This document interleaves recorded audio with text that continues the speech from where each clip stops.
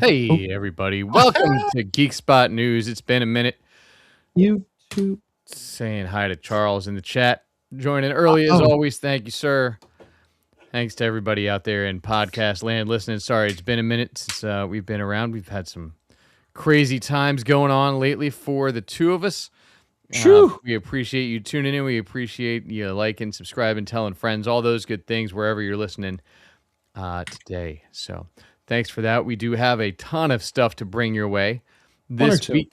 I'm Jack. That's Frank. We're going to hit up, CinemaCon news. There's so many finales and premieres and shows. I think we got no less than 10 shows to hit some way, shape, or form. And a couple movies and all those things. But before that, Frank, I see you're wearing a jersey. Does that have anything to do with any of the stuff you've been up to lately? Oh, boy. Let me tell you what. Our town, I'll steal this line from someone else. Our town, our Philadelphia Flyers, have done the impossible.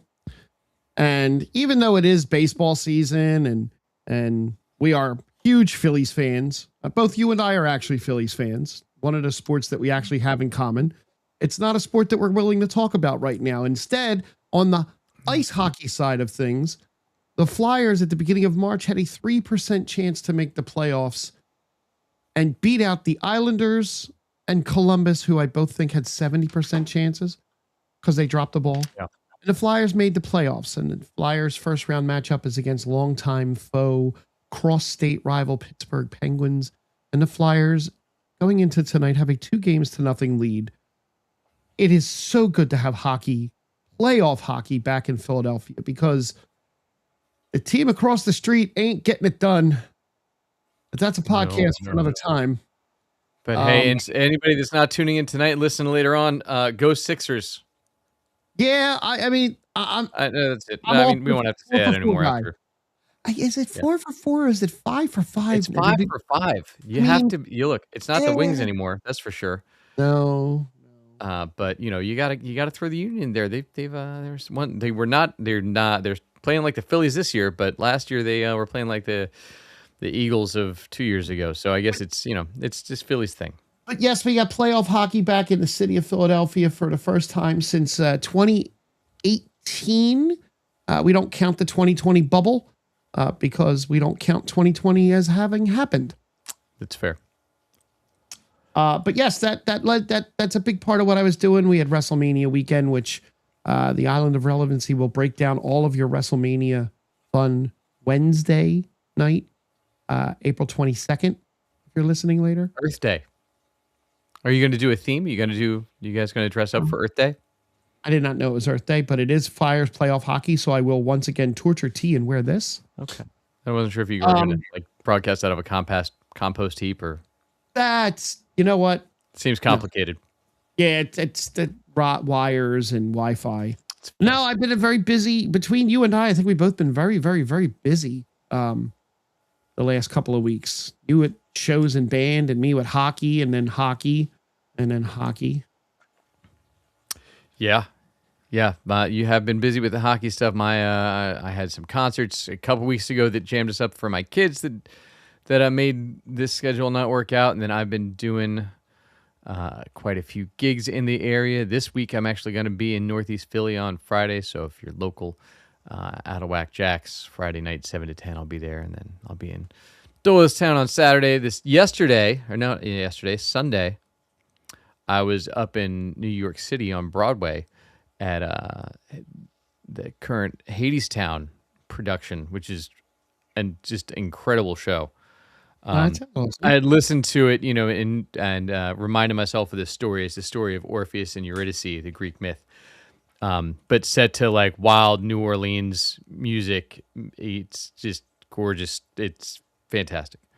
It's funny that you mentioned the Greek thing, right? Because a new game dropped on Xbox on Game Pass. It finally came out on Xbox. It's been out for about a year or so on Steam.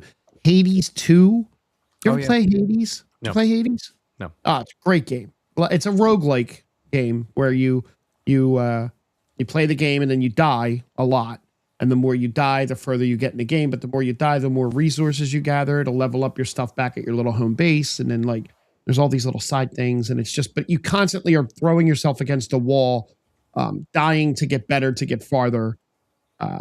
This is the second version of that game. Got it. A lot of fun, but it's very Greek oriented. Like in my home base right now, I talk to Odysseus a lot. Odysseus? Odysseus. Eventually I'll say his name right. Just think Odyssey when you say his name. Yeah. And then it's like all the gods, Odyssey. all the gods give you power. And in this game, your goal is to stop Kronos, father of time. The last game was to stop actual Hades, who is your father. Got it. So you are Kronos' grandson. Daughter. Granddaughter. Melanoi. Got it. Melinoe. And then there's little like weird little letters over her name. Got it. Well, that's fancy. Yeah. But the Greek thing made me bring that up. Nice. Yeah, they got the whole band is right on stage for this show. It's awesome. That's and like awesome. takes part in the show. It's great. That's cool. But yeah, it's Hades, Persephone, Hermes, Orpheus, and Eurydice are all the characters that it pulls the Greek myths from, which they're all kind of intertwined. If you know the story of Orpheus and Eurydice, it is not a happy tale, but it is amazing the way that they portray that story and bring it to life on stage. So if you get a chance, and they're actually going to release the original cast as a theatrical release in July. Oh.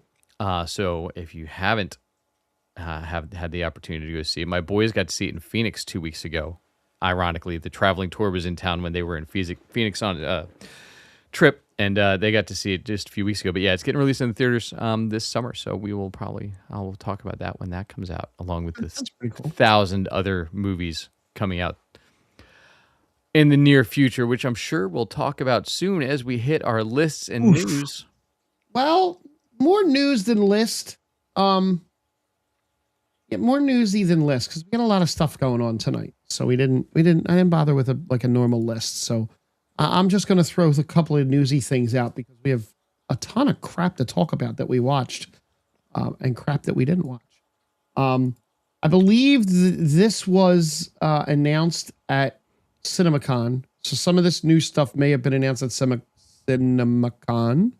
Say that fast. CinemaCon. Baseballs 2 dropped the trailer. And it is not The Search for More Money, as we were led to believe way back with the original Spaceballs. Correct. It is Spaceballs, the next one. Right. Which is also the new one. I'm sorry. Spaceballs, the new one. Completely in branding still. Yeah, absolutely. For the Spaceballs franchise. Yeah, so Mel Brooks, I don't know if that was at CinemaCon, but I know he dropped it on Facebook last week and was like, hey, it's been a minute. And I'm 100 years old. Let me talk to you for a minute. He's 99 and filming this movie, and he looks great. He does. For a 99-year-old man. Well, he stopped aging when he hit like 80. So. Yeah. It's a Schwartz. Yeah, the Schwartz helped him. Yeah. But like, they got the whole band back together. Bill Pullman, Rick Moranis, Daphne Zuniga, Josh Gad looks to be possibly playing Barf's son. That would track. Yeah. Josh Gad and Mel Brooks seem to really have hit it off and get along well.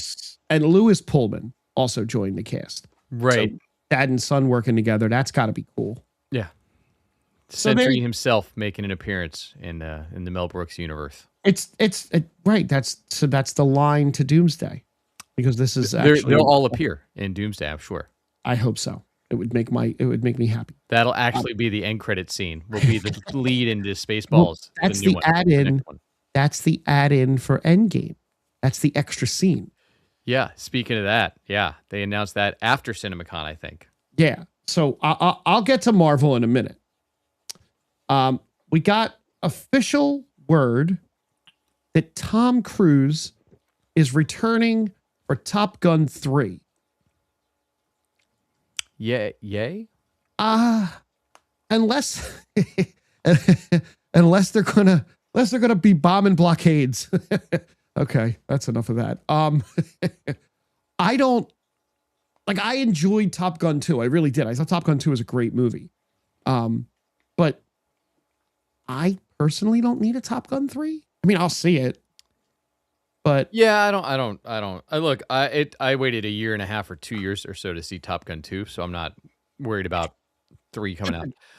It grossed $1.5 billion. So good for that.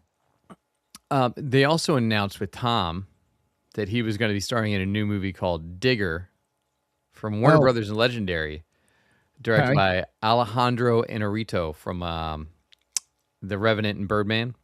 Okay. That was their one of the big announcements from Warner Brothers.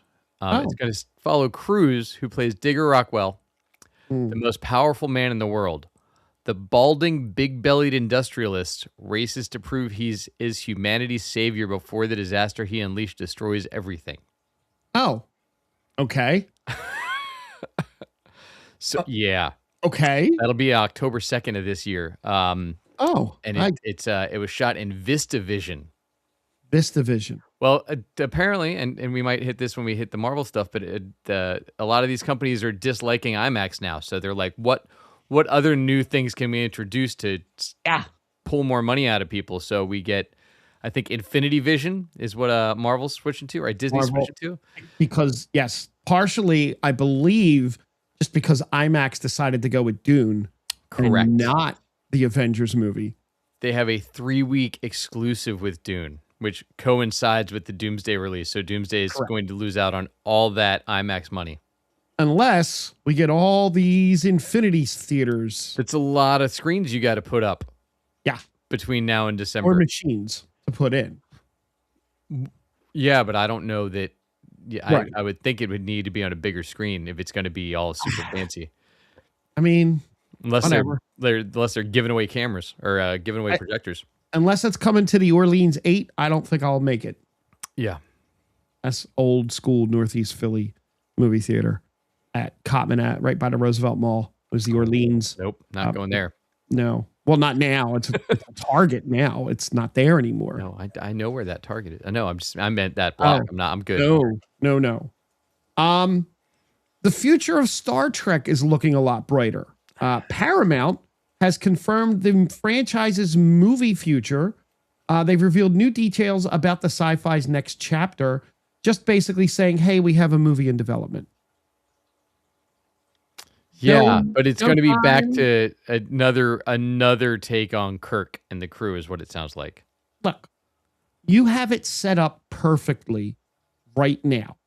You have Strange New Worlds Season 4 coming out, and you have Strange New Worlds Season 5 with a shortened season, and you're going to end Season 5, spoiler alert, because the casting news has been all over the place, with the entire Kirk Enterprise bridge crew assembled at that point.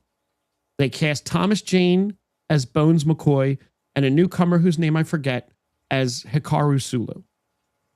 So you will have Sulu, Scotty, Uhura, Chekhov came later, Kirk and Spock on your bridge. None of whom are movie stars, though, so I don't see that being the theatrical cast. No, so they're going to recast it all and stop. It makes no sense. Like, just run a couple seasons of this series with them and then transition them to movie stars. It doesn't, but the news coming out prior to CinemaCon about Star Trek Year One is that they are already dismantling all of the Enterprise bridge sets. So which means we're not getting that series, or we're possibly not getting that series. Or they're going to jump from the Enterprise for a year and then go back? No, that's not how it works. Okay, I mean, look, they've made up things before. I don't know. That's true. I don't know if you've watched Star Trek much. I watched it once or twice.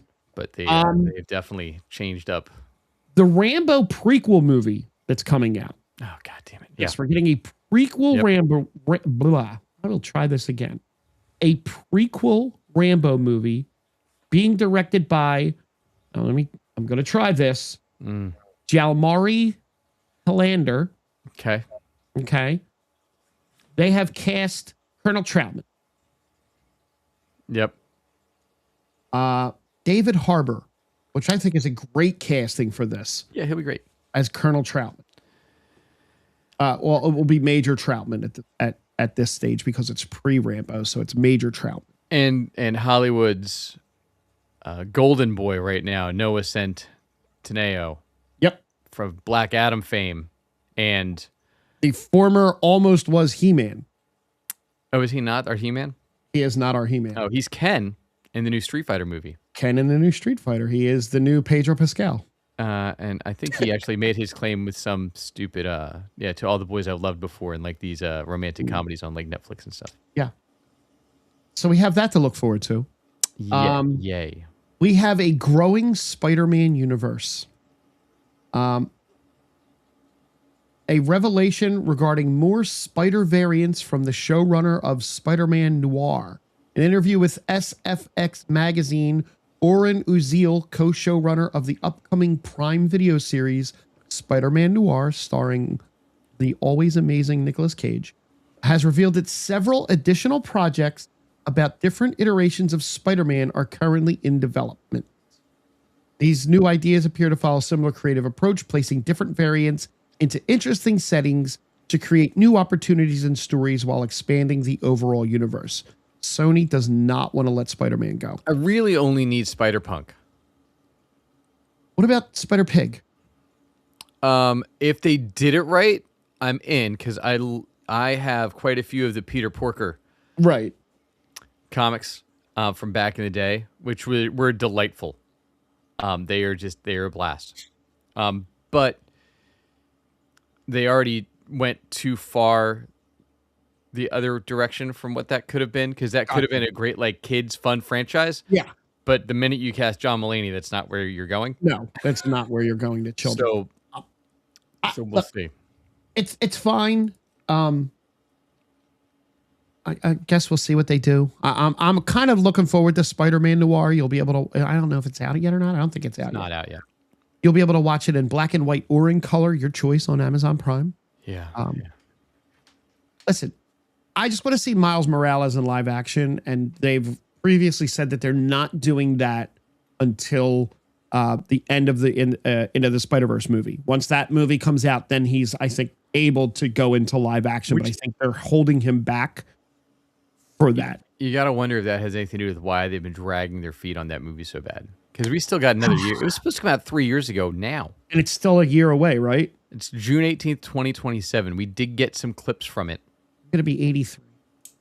In the new one at CinemaCon, along with, a few more screenshots posters bringing the hand, it looks like, to the forefront of the Spider-Man movie, which is a weird choice. Well. Like that they're going to be the big bad. Of our Spider-Man movie. Of the brand new day. The new one. Yeah. Brand new day. Well, yeah. So we'll get into that when we get to the TV show that we have to talk about later. But the Russo brothers have said that it is critically important to re-release the movie Avengers Endgame. Yeah. That there is footage in there that directly sets up Doomsday. So you have to go watch Doomsday, or you have to go watch Endgame again to see Doomsday. No, in no way, shape, or form is this a marketing ploy to make Endgame jump over Avatar again. But they're the same company now. Like, I get it, but like it's the same. And look, am I going to go see it? Probably. Absolutely, I'll go see it. I liked Endgame a lot. I mean, it's not as good as Infinity War, but I saw it twice in the theater, I think, at least. I saw Endgame 2 or 3 times in the theater, and at least a dozen times over parts. Yeah, I mean, I've watched it since then quite a few times. Right. Not as many times as Infinity War, because it's a superior movie, but Marvel will be making its triumphant return to Hall H Saturday, Comic-Con in San Diego. Oh yeah, I don't care. I believe that's so. They had the CinemaCon Marvel had their big CinemaCon thing, and they did the Doomsday trailer, which was so good that they showed it twice. And apparently we're going up and like actually escorting people out of the room that were pulling out phones. So as I understand it, I don't know how true this is. It's the internet of all anyway. Any footage supposedly that's out there from the screening is fake. because they did not let anyone get out of there with footage. Yeah, supposedly It's supposedly fake. We'll get the trailer, but the trailers that they show at CinemaCon are traditionally not finished either. Right. Because CinemaCon, even though it has turned into a bunch of basically an upfront convention, is the audience that is allowed in is specifically theater owners. Okay.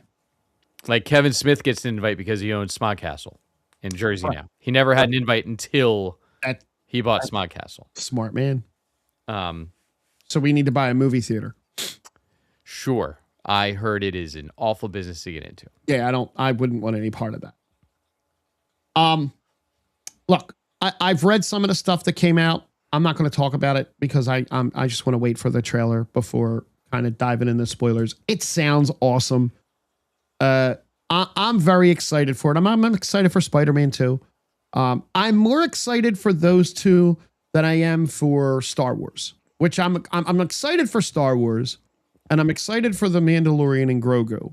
But I have a funny feeling, and I know you feel the same way, that this movie is going to be nothing but a glorified Saturday morning cartoon type, I'm excited for it, and I think it's going to be a fun movie. It's Favreau and Filoni just playing with their toys. Yeah, I'm not. I'm glad that you are excited for Mandalorian and Grogu. Yeah, I'm excited because I want more. I want Star Wars on the screen again. I want Star Wars in the movie theater. I'm more excited for that than I'm into the Mall show. So which show? The Mall, Lord of Shadows or Shadow Lord or whatever the hell this show is. I'm behind on that. Yeah, I enjoyed the first 2 episodes, and I'm not even gonna bother talking about it. I'll catch up this week. Oh, are you that far behind? I'm that far behind. I watched the first 2 episodes, and then I've been busy catching up with other things. I'd say it's sold me more since then, but it has not. That's sad to hear. Yeah, it's very grounded. I like that though. I do too in my live action, not my cartoons. I guess we'll see. We get a second season of it, so there's that. Yay! In like 6 years. No, actually, that graphic technology that they have, they can burn through stuff. That's the only benefit of doing stuff with the Star Wars animation that they currently do. Yeah, is they can knock stuff out in a year on that, because Bad Batch was once a year it was coming out. Well, that's good because Marvel laid off almost their entire VFX department, so it's fine. They outsourced all that anyway. Yeah. So the quick little article before we go running over to all the TV shows, and I know you have CinemaCon stuff, and I'll pop off these quick things. This is from the Nerdist. This is just a quick handful of things that were popped up that really probably won't deal with us as much. Paddington 4 is happening. Yay. Studio Canal is trying its hand at John Carpenter's Escape from New York reboot. No. No. I don't want to see it. I don't want to see that. Just like I don't want to see an updated, rebooted version ever of Big Trouble in Little China. That movie is perfect how it is. No. It's perfect. Same with Escape from New York. It agree holds up. It's great. If you do a shot-for-shot remake with the same dialogue with Kurt Russell's son, maybe.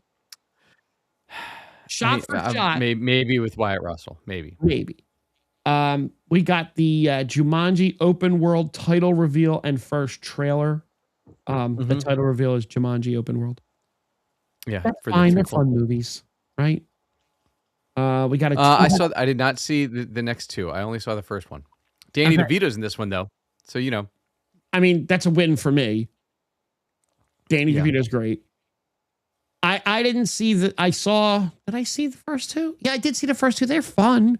They're fun, goofy movies. I only saw movies. the first one. I don't think I saw the second one. I watch those. I'll watch at home. They're fun movies. So just kind of be bored and watch. Probably because it's Sony, so God knows where it was streaming. So I didn't see it. There was a Godzilla -0 teaser clip. Yeah, it's I'm excited for that, but okay. I still need to watch -1. There's actually 3. There's Shin Godzilla, there's Godzilla -1, and then there's the Godzilla -0. It's crazy that I don't watch these when that's what I grew up watching was the guy in the Godzilla rubber suit. Yeah, but you're probably scared of him now with your horror I am a little issues. A little We can just real quick with that, since we just talked Godzilla. Sure. Monarch Go in. almost wrapped up. But they are doing some really neat stuff with their timey-wimey. And I think they're going to go deeper into it, where in the underworld where the monsters live, in the other place, time moves different than it does in our world, and like there's crossover and like weird stuff going on. Like 2 weeks ago, Kurt Russell was talking to his younger self on the radio, and like, but remembering what he had done to tell him what to do. It was pretty neat. So that show is still action packed. It's still spending all the money. Okay. But a couple episodes left of that one. It's been great still. It was a little slow for a minute or two, but I think it's found its footing again. Oh, good. We got, as we mentioned, Spider-Man Beyond the Spider-Verse's first images and the Miles Morales scene. That was a nice little picture of him and his dad sitting on the cop car. I don't remember the first two movies, so I'm going to have to rewatch the two of them, which isn't a bad thing because they were good movies. Oh, second one's so long. Yeah. The first one I've seen probably 100 times. So like I have the first one pretty much memorized. Second one I've seen 3 or 4 times. It's not as strong. It depends on how they do the story, right? Because the story with this immovable point or nexus points or whatever they're calling them, like where you can't change it or it destroys the whole universe. I don't love that storyline. Like you can't change anything or everybody else in the universe dies. Like that seems excessive. Yeah, it's a lot. It's heavy, right? To like say, hey, if this cop from Brooklyn dies, everybody in the universe dies. Who's the cop? Just some guy. Some random. Like, okay. Prowler's brother. Oh, great. We got Dune Part 3 extended footage. I mean, it's not my thing. Like, I'm good for the people that love Dune. But Dune's not your thing. It's crazy. It is Star Wars. Yeah, but you know what? I think it's because I watched the original when it came out, and it was so long that I just was like, oh, no, I'm good. And these apparently, look, again, everything I've heard about these two, great movies. They're good. I mean, it took them both movies to get through that first David Lynch one.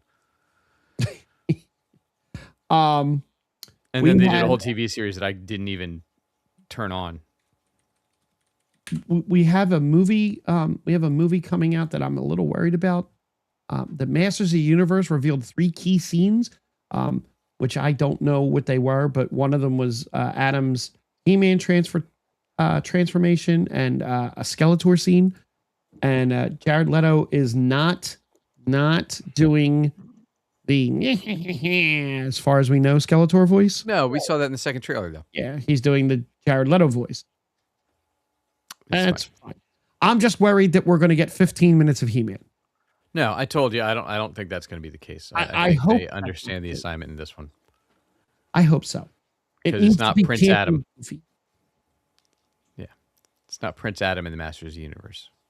We got a release date for the next live-action video game. Call of Duty is being made into a movie. Call of Duty will arrive in June of 2028. And will be focused on authenticity and amazing scale.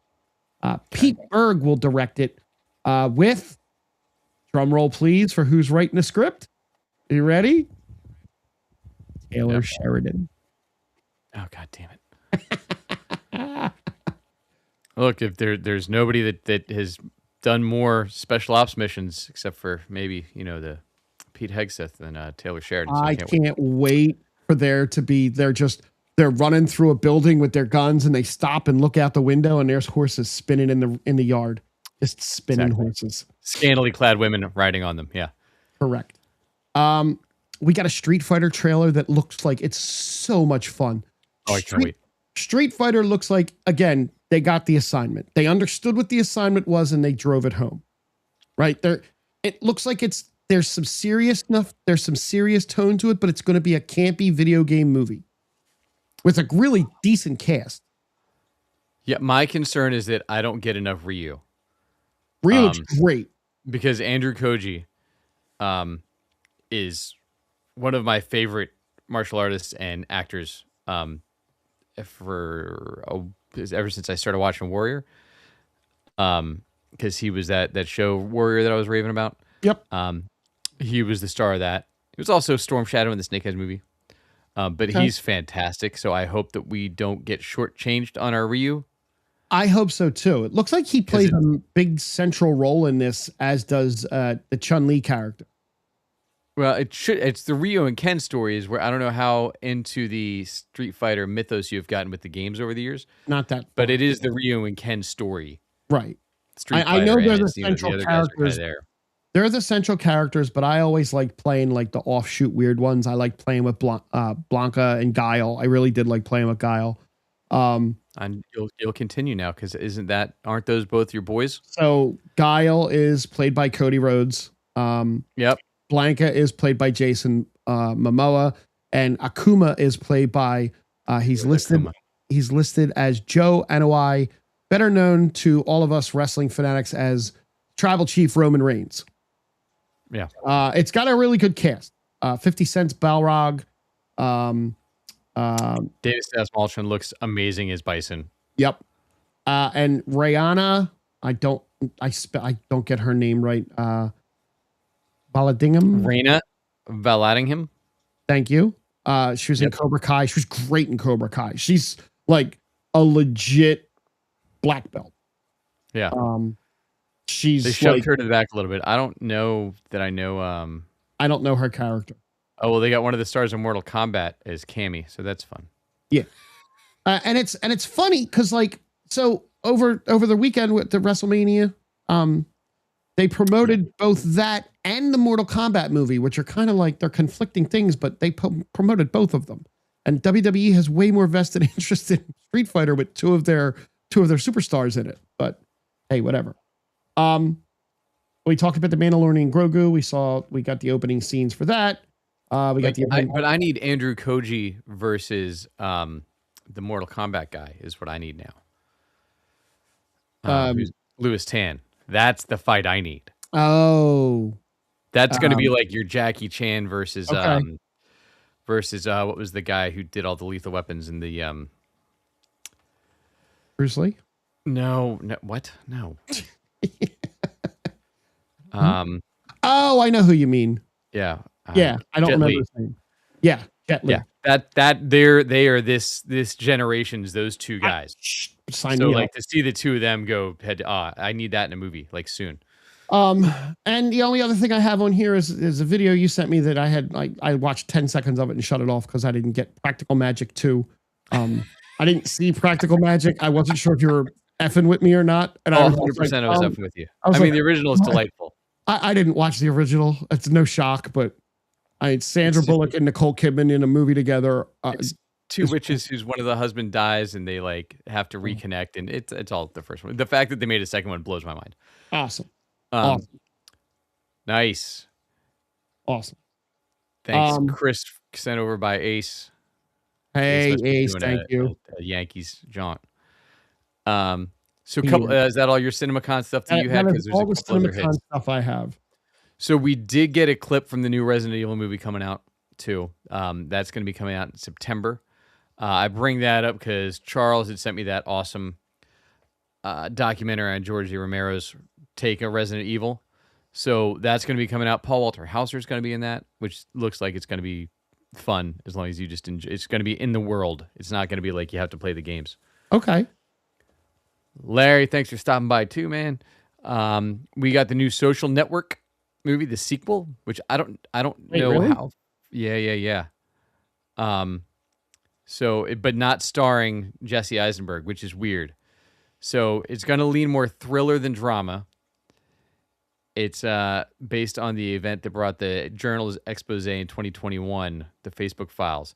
It's going to tell how Frances Haugen, as a young Facebook engineer, enlists the help of a Wall Street journalist reporter to end up being a whistleblower on the social network's most guarded secrets.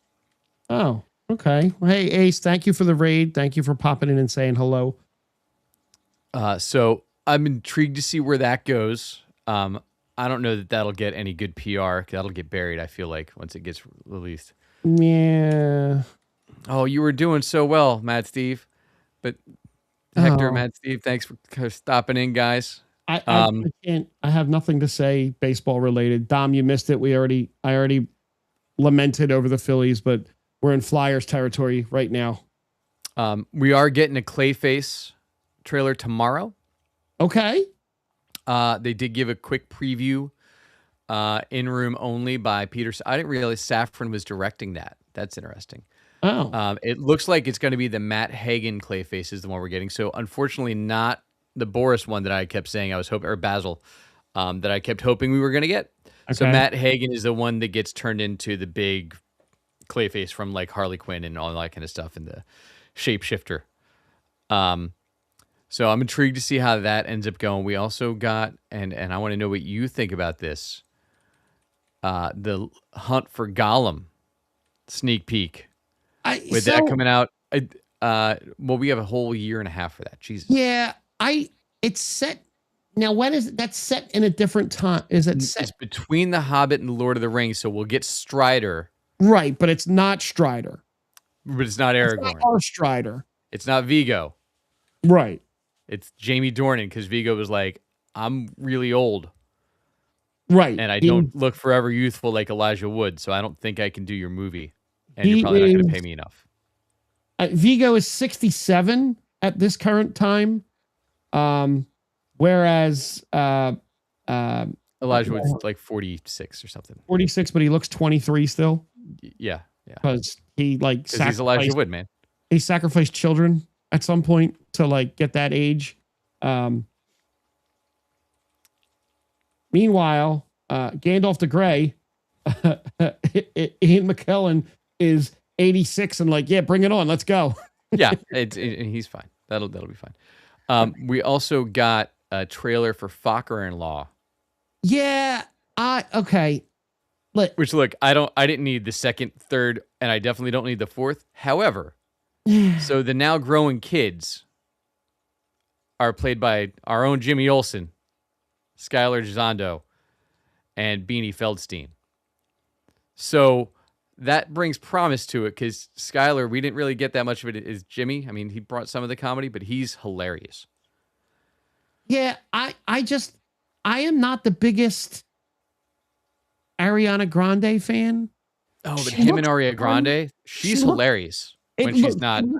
She looks better in this movie. Yeah, I'll watch it. I mean, I'll see it because I love stupid comedies. So yeah, my daughter's been obsessed with Victorious and Sam and Cat. Okay, which both star Ariana Grande, pre Big Shot Ariana Grande. So I know she can actually be really funny. So I'm intrigued. I'm excited to see that. Okay. We are getting a new Thomas Crown Affair starring Michael B. Jordan. Starring or directing?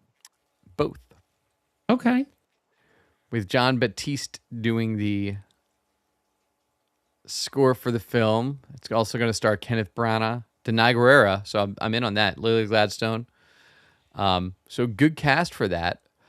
Oh, and Adria Arjona will be the co-star of that movie, the co-lead, who is now cast maybe as Maxima, maybe Wonder Woman, depending on which rumor mill you follow. It depends. It depends on which Twitter thread you look at. Yes, there are people swearing to God that she was Wonder Woman, and people swearing to God she was Maxima, and nobody that actually makes the decision has said anything.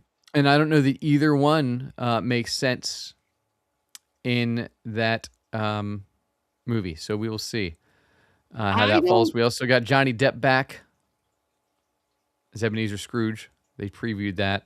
Yeah, that actually looks pretty good. And that was the gist of most all the stuff that we would potentially touch here from CinemaCon. So plenty more stuff dropping every day. Next week we'll be able to hit that Clayface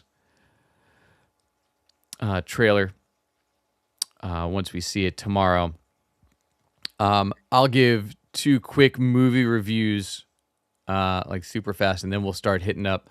I think I have an order so we can hit some stuff in. Perfect. So I did watch, I don't know if you saw this, it popped on Netflix lately, though, the Anaconda movie with Jack Black and Paul Rudd. I did And not which see I it. was like, you know, I have no interest in seeing this. And then it stayed on, and the family watched it. And it's so bad. Really? It's so bad. That bad? Jack Black, Paul Rudd, Steve Zahn, and Tandy Newton Oof. are your stars. Some guest appearances by people that were in the original Anaconda movie throughout, because they are trying to make a remake of the Anaconda movie, Of course. a reboot, if you will, for some failed stars, a failed actor and failed director, and Jack Black and Paul Rudd. But not great. Like, if you really have nothing to do one day and you're all caught up on all your other shows, go hit up Anaconda. But Wow. other than that, it doesn't. It's Jack Black being Jack Black and Paul Rudd being. It's just them being themselves in the jungle. And then I also saw the Super Mario Galaxy movie. How was that? It feels like it was 1,000 years ago because we had a little gap Yeah. since our last show, and I thought it was great. I mean, it's a Super Mario movie. If you're going in looking for deep lore and storyline, you've never played a Mario game. It's just that you get a little bit more voice acting. You get Brie Larson added to the cast. You get Glenn Powell added in as Star Fox. You get some nice little cameos. Not as many yet, but I think they were testing the waters with Star Fox and some of the Pikmin to see how that worked with bringing in those characters. There's a whole sequence that plays through is basically really with the video game, where it's like as Peach leaves to go save her sister Rosalina, which I don't think she knew her was a sister then. Spoilers. But that was in the game also like 40 years ago. It goes through where if you're playing on the map of one of the video games and you go to the next place to visit Mario and you have to go in and beat the guys, that's literally what the movie did for like 5 or 6 minutes. Where it went through and just did levels of a Mario game where you go across the map and, oh, now here we got to beat the 2 guys throwing hammers, and now we're over here and we got to go underwater and beat the fish. Like, that was probably my favorite part, where they did that little stretch that had nothing to do with the story. Wow. But it was those nice callbacks to the Mario games and growing up with them for 40 years now, right? 40 plus years. So been able to see all those cool callbacks and them getting that part of the assignment was fun. Oh, that's cool. Yeah. And then a couple days after that, Shrinking dropped a finale. I am so glad that Shrinking dropped an actual finale and not what we both thought were the finale twice. Because the finales that I thought it was stunk. This actually stuck the landing for me. This was a really good finale, really good wrap up to the show. And then Krista Miller was barraged with questions over the course of the last 2 weeks about what did he mean with same cast, new stories? What did he mean by, we're going in a new direction? And she went, he didn't know what he was saying. So she's doing damage control for him. Right. So it's just going to be a continuation, it looks like. That's what the latest has come out of. Is it's just he did come out today or yesterday and say, look, I'm just saying we're not going to start off the season with, oh my God, I'm so sad my wife's dead. He's like, Right. We're moving on from that part of the story into now they can all live their new lives. Right. We did that for 3 seasons and it worked. It did get to a point where it was like, okay, but they were able to work it into the show, I think. I thought the finale was great. I thought the final scenes were really well done. It ended on so they did the reverse of how they've been doing it lately. Lately, they've been giving you the laugh, and at the end of the show, at the end of the episode, you're like punch you in the gut with sadness. This one, they gave you they pretty much brought it up and down. Yeah. And at the end, right where they thought you were going to get that punch in the gut with sadness, they kind of started you back on the, okay, Jimmy's going to get his happy moment right now. Yeah, I thought it was a great episode. I thought the stuff with Gabby and Derek too. Yeah. Was great. Little too much of that in the episode for me. Because I feel like over the course of the 3 seasons, we've really pushed Jimmy kind of to the side. Yeah, a little bit more. Yeah, as far as it goes through, like it's become much more about the sport. And the supporting cast is fantastic. Yeah. But if we were gonna say like, hey, there's a 3 season arc, like Jimmy should be, I felt like more involved. I think that they changed it from so you could it looked like and again, I don't know how far in advance. I know I've heard stories of TV shows where, you listen to like different podcasts of TV shows where they're like handed in scripts as they're filming episodes and they're changing things. Right. And like, you're filming this episode while you're writing the very next one. I don't know how far in advance they did it, but it did look like the beginning of the season, they were kind of teetering you off to, okay, well, Paul's going to expire at the end of this season. Right. That's how we're going. And then they kind of course corrected, it seemed, and they did push Jimmy more into the back and brought the rest of the cast a little bit more up front. Because, yeah, I thought him and his daughter, who I don't know why I can't remember her name. Lakita? I know her name is Lakita. I forget In her real name. life, you mean. Yeah, her real name. I felt like they were both kind of like sidelined most of this season. Yes. But I didn't have any problems with the show anywhere through the season. Yeah. But I did feel like this stuff with Jimmy and his dad and Jimmy and Paul was rushed. Yeah. More than like everything else this whole season. Like I felt like they needed one more episode to like unpack all of the Jimmy and Jeff Daniels, because we didn't really get like a resolution. There was just Jeff Daniels like left, and then Jimmy's like, oh no, I'm sad. I'm going to break up and destroy all my relationships for the next 20 minutes, and then we'll make it all. I was like, that's not how the show has functioned. No, I think they handled the Candace Bergen episode pretty well. They opened and closed that whole little arc right there. But no, with Jimmy's dad, it felt like they had more there, and they just kind of nipped it in the bud and just, okay, he's gone, and let's not deal with the fallout of that right now. Maybe supposedly he's back in season 4. Maybe, I don't know. So, well, and I mean, they're going all in with Jeff Daniels' new persona of like being the guitar playing guy. So yeah, they are. Thanks, Kelly Clarkson. And then so that brings us to another Bill Lawrence show that also had a finale a week later. That God. Like the guy just is cranking him out. He is. So we haven't talked much about Scrubs. No, this season, and it flew by. It was very quick, but they were good episodes. I thought they were all strong episodes. I saw some reviews online and like, again, I don't follow a lot of other people's reviews like that. I don't follow like the major sites. I like to go look at like people that do reviews of stuff and see what like actual people say. Like IGN gave the Michael Jackson movie a 3, right? So if IGN gave it a 3, it's probably a 10 because they that completely factors into who did it, what's their background with Michael Jackson. Are they did they watch that Moonwalk live in the 80s? Because I sat in front of my TV with my mom and dad watching it. My dad didn't care, but my mom and my sister. But damn, that guy could move. Like, right? Yeah. Anyway, all right. I thought it was a really strong season. I thought the episodes followed the format of the original, and I mean, Christ, they rebuilt the entire hospital from scratch to mirror the exact building from before, like that got torn down. So like that's a whole new studio, and the attention to detail was so well done, and the little cameos in the back. I thought the finale was great. The penultimate episode had me like choked up and almost in tears. And then the finale had me like choking up a little bit too, what they're doing with Dr. Cox. And I thought it landed really well done.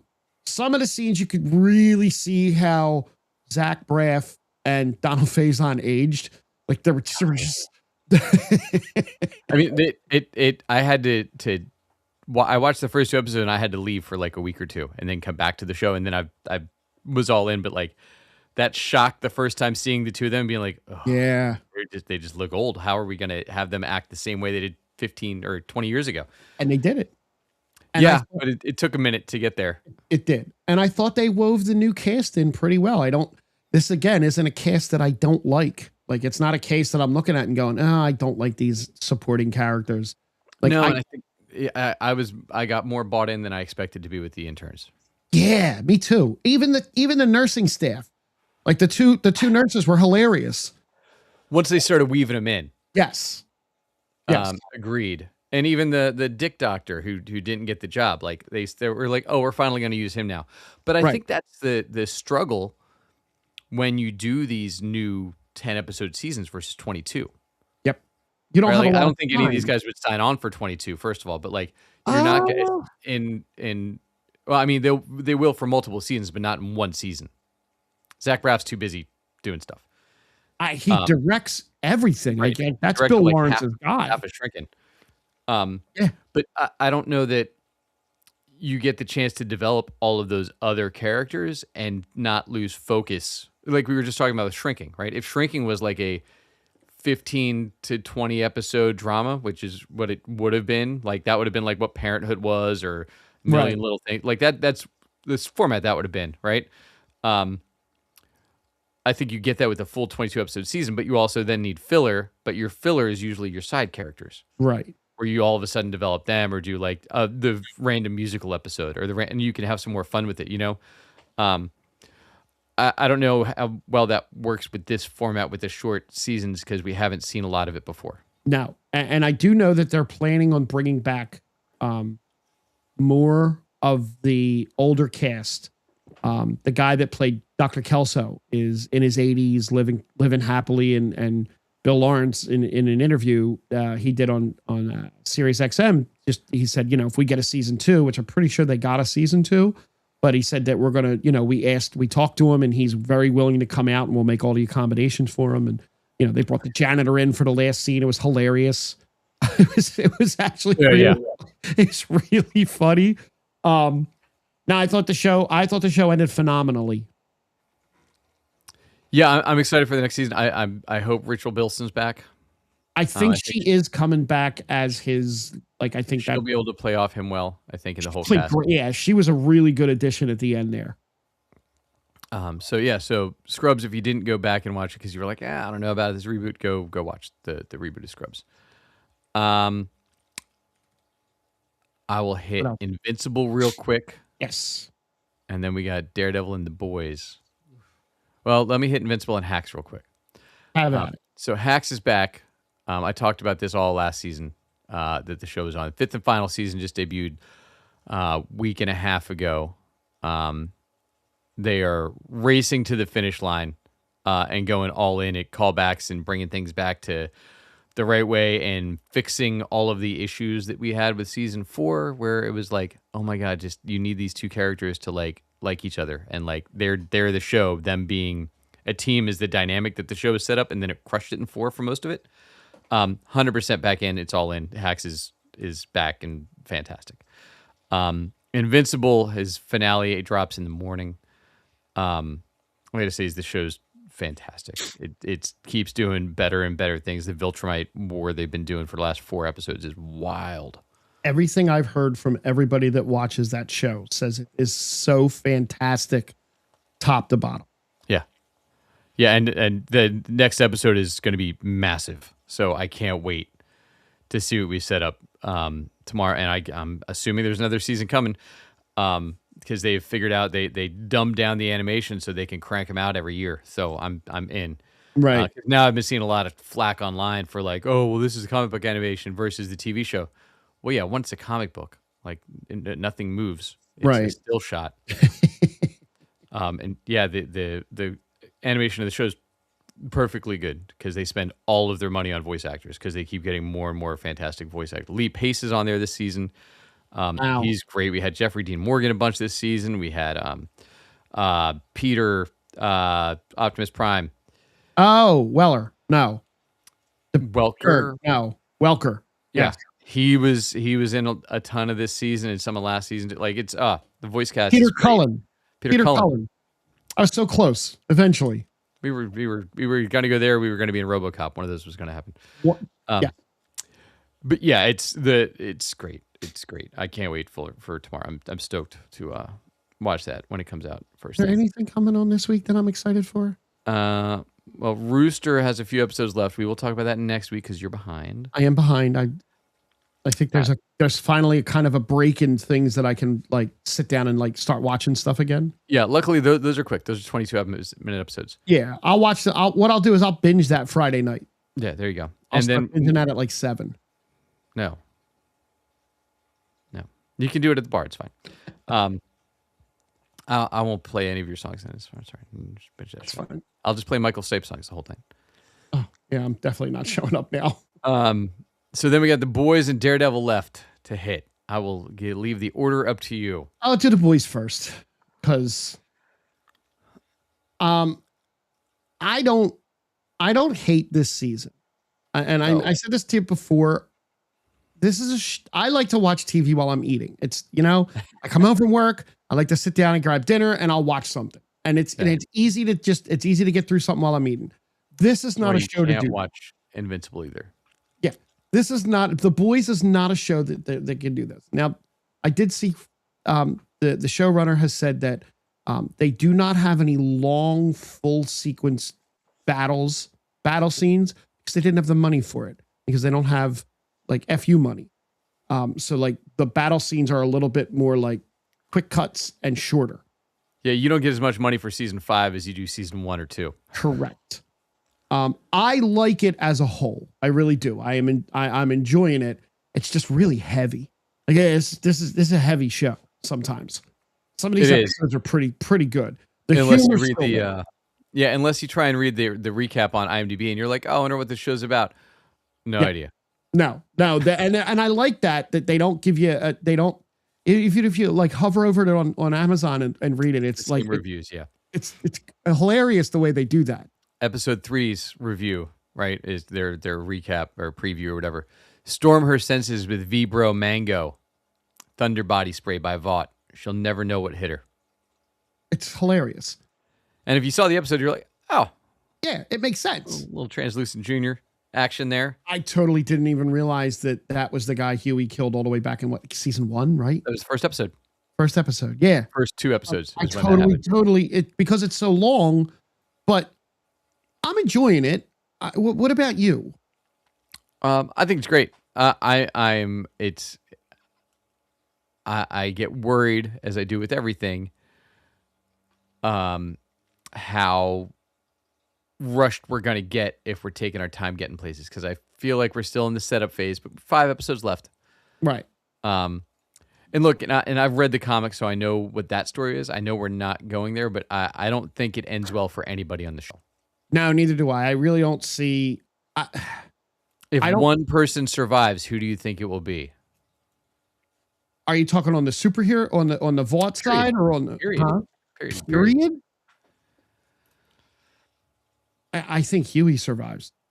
Okay. I think Huey's left alone. If I had to pick of who's going to survive, I think it's either going to be Huey or MM. Okay. What about you?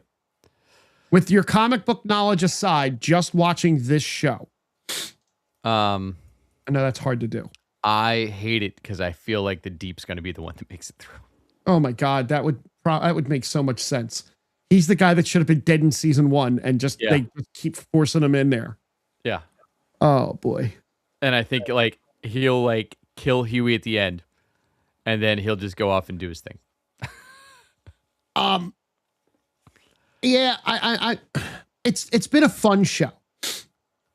It's been a fun show, but I like the next show that we talk about more. Yeah, I'm stoked for us to get to the next, just to start getting the story, like I said, moving a little bit more. Yeah, we definitely on the boys. So new episode tomorrow. We'll talk that next week, and then we got I think 3 episodes of Daredevil since last show. Two since last show. So episodes 4 and 5. So we had the big fight night. Yeah, and then we had Netflix's Daredevil season 1 Redux episode that we got. I loved both episodes. I like the Vanessa angle.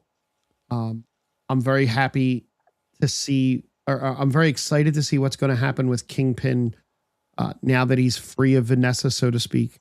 And like it's weird. It's a weird thing because we know where we're going to get to because of Spider-Man. So the Spider-Man trailer that came out shows us basically where we're going to get to at the end of this season, right? Well, and Mike Coulter's Instagram posts. Mike Coulter's Instagram post that disappeared. Yeah. But nothing disappears in the internet, Frank. Nothing disappears forever. But in the Spider-Man trailer, he's given the key to the city by the mayor, who is not Kingpin, because Kingpin and Spider-Man aren't allowed to be on screen together. So obviously he's not going to be mayor at the end of this season, and that's okay, right? The action has been top-notch. The diner scene was like chef's kiss, wonderful. Agreed. It was that was great. I don't love let me try and figure out how to phrase this. As a fan of the comics, okay, this Bullseye is a lot for me to digest. Oh, really? Because he's evil. Okay. Like, we're trying to do that thing that they do because they're like, well, we like the actor quite a bit, and he's a good-looking guy, and we can keep him around and do things with him. So let's make him and Daredevil like team up. And I called that after the first episode. Like I said, these two MFers are going to team up against Kingpin, which I completely disagree with. Okay. Like, they're going to give him his own Foggy. show, right? They're going to give him his own show. Or he'll end up in the Thunderbolts. Because honestly, in the comic books, he was the Thunderbolts, right? Was technically the new Avengers, the same way they are now. Right. But they were they were villains. They got put in costumes as the heroes to replace them when the heroes disappeared off planet. So like Bullseye was Hawkeye. Gotcha. He was the version of that. And Norman Osborn, who was the leader of the Thunderbolts, had a Mark VI suit and was the new Iron Man. Gotcha. Like, so it was a lot of that. And I forget, one of them was, I think, Taskmaster, maybe was Captain whatever. Or no, Baron Zemo was Agent V, and like they did all this stuff. But anyway, but Bullseye is just, he's evil, like, and bad. And like, they're trying to like make you sympathize with, oh, he's just crazy and he's misunderstood and people mess with this. It's like, no, he's a sociopath who, like, I have issues with, like, Charlie being like, well, he was just used by Vanessa and Kingpin. Like, I'm going to be on Karen's side is what I'm saying. I got you. So I don't like that part, but I'm dying to see where we go with Kingpin off the rails and what ends up being this Buck and Daniel thing. That was like, one of the most tense. Knows. That was one of the most tense scenes that they didn't give away. That was so much fun to watch because you really did think, wow, he really is going to kill him, isn't he? I thought we were going Pine Barrens. Yeah, so did I. And then when they opened up the trunk, I really thought that was BB for a minute. I was like, oh shit. Yeah. No, it's just the co-pilot. So far, Kingpin's going to go nuclear. That's the only thing that can happen at this point when he's losing the love of his life. Now, what I said about the Spider-Man tie-in. So Charlie Cox took a picture. I don't remember if it was with cast or with some of the crew, but he basically said he just got done doing a fight scene where he had no glasses and no mask on. And then he took a picture and posted it where he's basically in a jail. Right. And Spider-Man has a scene in the trailer fighting the Hand in a jail. It's the same cinder block. Yeah, I know it could be any jail in the world, but it does make perfect sense to tie that all together, right? Well, so I've been listening to the Daredevil podcast too. Because they started doing a podcast this year. And after episode 5, it was Vanessa, the actress playing Vanessa, and one of the producers of the show, Ayelet Zurer. Okay. Is Vanessa. Right. And during the interview, she said, hey, well, you know how we based this on the run where Kingpin became mayor and on Devil in Cell Block C? Like, said that. Right. Which is a great run in the comics. I don't know how they get there in 3 episodes. Because we're almost done. We are. And like Jessica comes in this season. Or this episode tonight. Jessica Jones will come back in. Yep. So it's it could be where Matt ends up in prison at the end, and then Jessica goes to recruit the Defenders to help her get him out. But it's a really great storyline in the comics through that. But it was over, it goes back to like when you're telling the storyline from the comics, like they take like 2 years to tell this story in the comics. You're going to do it in like an hour. Yeah. So, but look, and we might get that edited screenshot from Spider-Man like before, right? Where it's Daredevil in one of it. Yep. Do you know who else Vanessa played? Do you know she was in the DC universe? Was she? Yes, she was. She was Jor-El's wife in Man of Steel. Oh, it's a deep cut. Yeah, I saw that last week and I was like, "Ooh, that's interesting." She played Laura. Yeah. Whatever. Laura L. Yeah, L. Well, no, she has an actual like Laura Van. Laura Van, yeah. But I'm curious to see where they go with Daredevil. I never finished Jessica Jones season 1. I never watched Luke Cage, and I did not watch Iron Fist. I may have to do that before season 3. No, you won't. No, I'm good.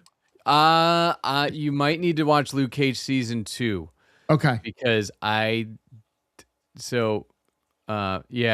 in a spot at the end of season 2 that would like, if they trace back to that, they'd have to tell that story. Because he left in not a great spot at the end of the season. Like they had zero plans for him to get canceled. You could tell the way they'd left it. It was like cliffhanger craziness. Same thing, like season 2 of Iron Fist literally ended. Danny didn't have the Iron Fist because Colleen Wing has it, and he had guns or his brother got guns that used it. It was crazy. Season 2 of Iron Fist was way better than season 1. Season 1 was god awful. I remember you saying that when it happened. Season 2 I thought was a blast. And Jessica Jones season 1 was amazing from start to finish. 2 was decent. 3 was okay. But this is not a spoiler because it's in the trailers from this. So Jessica has a kid. In the comics, her kid is with Luke Cage. Right. So, but they're not together in the Netflix world really, other than like on Jessica Jones's season 1 for like an episode. So, because she has 2 more seasons that don't involve Luke Cage being with her at all. So we'll see if how they pull this together. In like an hour, we'll find out. So yeah, I'm excited for the remainder of Daredevil. I wish there was more episodes. Me too. And then right after that we get the new Punisher, which is, I don't know how long it's going to be. The trailer seems like there's going to be a lot going on. It's like an hour. Yeah, an hour and a half. It seems like a lot to cram into an hour. I think it is because that trailer has like a lot of different 60-minute. It's a 60-minute Marvel Television special presentation. Yeah, the trailer there's a lot going on in that trailer to cram if into you an hour. give me 60 minutes of action, okay. Yeah, but it's got to make sense. That's what worries me. That is not going to be just 60 minutes of action, and they're going to try and take us on a psychological journey with Frank Castle in an hour, which will be something. So we'll see how that goes. So anyway, everybody, hold on. Oh God, where'd we go? Oh no, never mind. Okay, I'm good. So hey, thanks again for finding the Geek Spot with us. You can check me out at Jack Kid Music everywhere on the socials and the website and all the places. Frank is going to bring you all the latest WrestleMania news tomorrow with our boy T on the Island of Relevancy. Yes, sir. So go give them a like and subscribe. Give us a like and subscribe. Tell a friend about both shows, and we will see you all next time.